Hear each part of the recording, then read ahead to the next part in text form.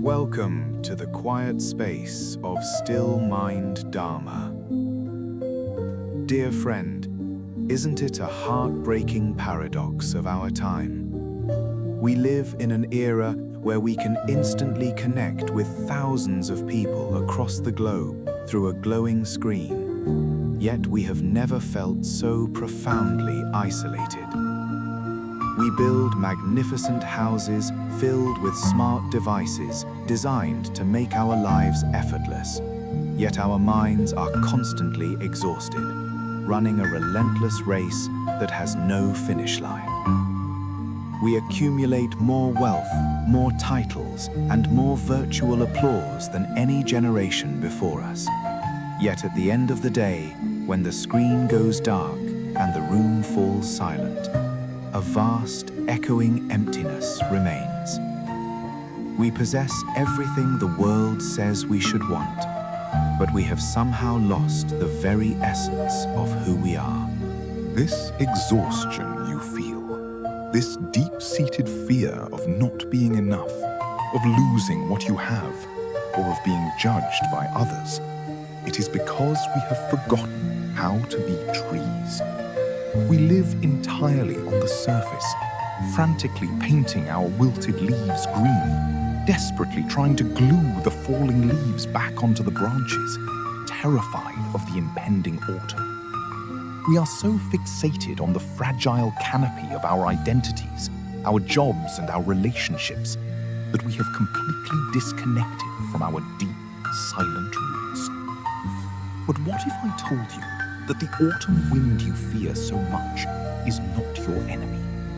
What if the world that causes you so much anxiety, with its harsh judgments and fleeting successes, is nothing more than a passing season, a grand, vivid dream? In Buddhist philosophy, this veil of illusion is called Maya. Tonight, let us sit together, breathe slowly, and gently peel back this veil. Once you realize the dreamlike nature of this reality, once you touch the eternal roots beneath the shifting soil, you will never again fear anyone or anything. To understand this profound truth, we must look at the nature of a tree. When winter approaches, the tree does not weep for its falling leaves. It does not cling to them in terror, nor does it curse the cold wind that strips its branches bare. The tree simply draws its energy inward, descending into the deep, warm embrace of its roots in the dark earth. It knows that the leaves are not its true self. They are merely temporary expressions of its life force, born of the right conditions, destined to fade when those conditions change. This is the law of impermanence, the beautiful, unyielding rhythm of the universe. Yet, in our human experience, we suffer because we identify solely with the leaves. We believe that our job title, our physical beauty, the money in our bank accounts, and the opinions of our peers are the solid, absolute reality. We give these temporary phenomena the power to dictate our happiness and our worth. When someone criticizes us, we feel as though a vital part of our being is being severed. When we lose a position or a relationship, we feel as though we are dying. We suffer terribly because we are trying to force a fragile yellowing leaf to defy the autumn wind. We are trapped in the illusion of permanence. But when you awaken to the truth of Maya, you realize that this entire theater of life, the people who intimidate you, the societal pressures that suffocate you, the dramas that keep you awake at night, are just falling leaves. They are empty of any permanent, independent self.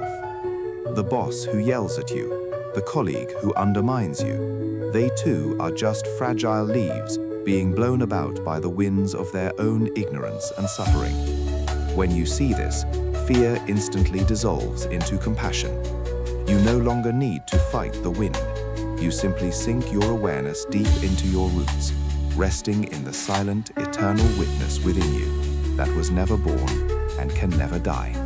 Let me share with you a story of a man who lived in a sprawling modern metropolis of glass and steel. His name was Elias, and he was a master of his world. He spent his entire life building a magnificent climate-controlled greenhouse on the penthouse of the city's tallest skyscraper. In this greenhouse, he cultivated the most exquisite, genetically perfected flowers. He controlled the temperature, the humidity, and the artificial sunlight with absolute precision. Elias was terrified of the outside world, of the unpredictable storms and the bitter frosts.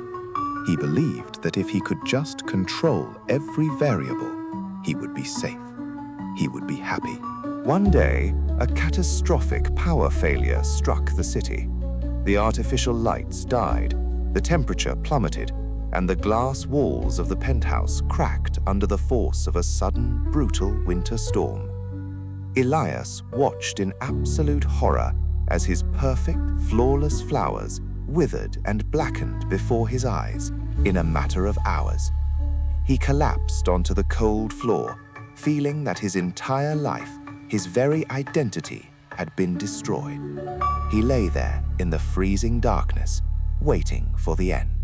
But as the days passed, a strange thing happened. From the cracks in the concrete floor, where the wind had blown in a handful of wild dust and rain, a tiny, resilient green sprout pushed its way towards the broken window.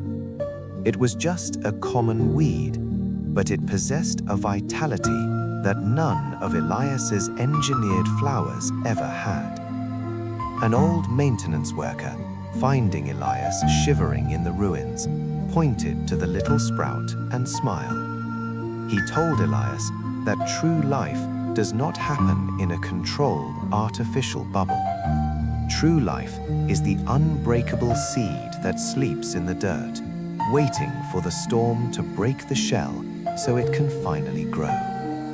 Elias realized that he had spent his life protecting an illusion, guarding fragile petals, while entirely missing the profound, fearless power of the seed. He walked out of the broken greenhouse, stepping into the wild, unpredictable wind, and for the first time in his life, he felt completely free. Just like Elias, many of us are exhausting ourselves trying to maintain a perfect artificial greenhouse in our minds. We try to control what others think of us. We try to construct an image of success, and we live in constant dread that a storm will shatter our fragile glass walls. But the healing begins the moment you give yourself permission to let the glass shatter. The moment you accept that you are not the fragile petals, but the deep, resilient root system that can survive any winter. Tomorrow, when you step out into the rush of the world, I invite you to try a simple practice. When you find yourself in a stressful situation, perhaps facing a demanding person or receiving words that sting, do not react immediately. Pause. Plant your feet firmly on the ground. Imagine roots growing from the soles of your feet, breaking through the concrete, reaching deep into the warm, silent center of the earth. Breathe in the stability of the soil. As you breathe out, look at the person in front of you and recognize that their anger, their judgments, and their demands are just a gust of wind rustling the branches. Let the wind blow. Let the dead leaves fall. You do not need to catch them. You remain rooted, unshaken, and perfectly safe in the vastness of your own quiet awareness. Before we part, I want you to look deep within yourself and ask a question. What is the falling leaf in your life right now that you are so desperately, exhaustingly trying to glue back onto the branch? Is it a past relationship, an old version of yourself, or the need for someone else's approval. I invite you to gently leave that burden in the comments below. Write it down and let the wind carry it away. We are a forest here, and your roots are intertwined with ours in safety and understanding.